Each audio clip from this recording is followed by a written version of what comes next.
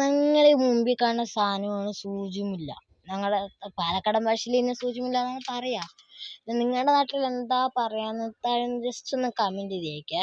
ഈ ഒരു ചെടിയോട് എനിക്ക് ഇത്തിരി വെറുപ്പുണ്ട്. എന്താ സംഭവം എന്ന് വെച്ചാൽ ഞാൻ പറഞ്ഞുതരാം.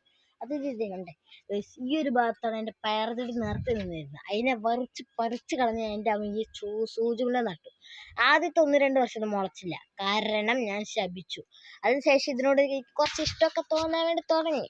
അപ്പൊ തൊട്ട് ഇത് അത്യാവശ്യം കഴിക്കാനൊക്കെ തുടങ്ങിയിട്ടുണ്ട് കേട്ടോ. അതിപ്പോ നല്ല രീതിക്ക് പൂവായി മോവക്കായി. ഇത് വിറ്റാൽ നല്ല പൈസ കിട്ടുന്നാണ് പറയുന്നത്. പക്ഷെ വിൽക്കാൻ എൻ്റെ അമ്മയച്ഛൻ തന്നെ സമ്മതിക്കണം. എൻ്റെ അമ്മയച്ഛനെ നട്ടത് ഞാൻ വെറുതെ വായ നോക്കി നിൽക്കുകയാണ്. അതാണ് ഇതിന്റെ പ്രത്യേകത ഗൈസ്. പക്ഷെ ഇത് നല്ല രീതിക്ക് നല്ല ചന്തമുണ്ട് കാണാൻ. പിന്നെ മണമുണ്ടോ ചോദിച്ചാൽ ഒന്ന് മണത്ത് നോക്കേണ്ടിയിരിക്കുന്നു. അപ്പൊ ഗൈസ് നല്ല മണമുണ്ട്. അതുകൊണ്ട് തന്നെ ഇത് അടിപൊളി സംഭവമാണ്. മാർക്കറ്റിലൊക്കെ ഇതിന് നല്ല റേറ്റും ഉണ്ട്. ഇതുകൊണ്ടുള്ള മാലകളൊക്കെ ഉണ്ട്. അപ്പൊ tata bye bye, see U.